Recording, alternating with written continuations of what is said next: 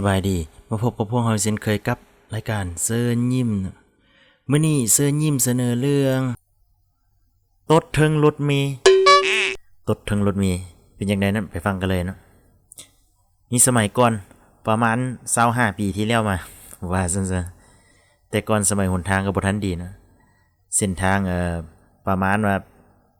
นครหลวงเวียงจันทน์กับพ้นโฮงประมาณนี้เนาะแต่ก่อนรถเมล์ก็ยังเป็นแบบว่ารถที่เป็นทางไม้เนาะถ้าคนเกิด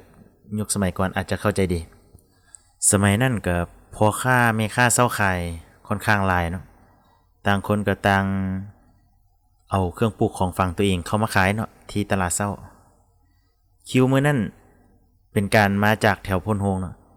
ขึ้นมาแออัดแล้วบัดนี้คนหลายเต็มคันรถบัดนี้มีการตดอูดกันขึ้นซะแล้วตดอูดตดเอ้าเหม็นแล้วบัดนี้เบียดกันแน่คนก็หลายเหม็นก็เหม็นบ่ฮู้สิเฮ็ดจังได๋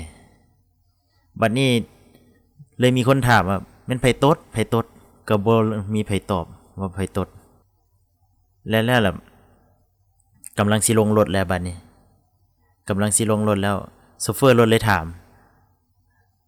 อันลูกค้าเอ้ยอันพวกท่านนั้นให้เงินค่าพระเจ้าหมดแล้วบ่เนาะเงินค่ารถนี่ว่าซะเนี่ย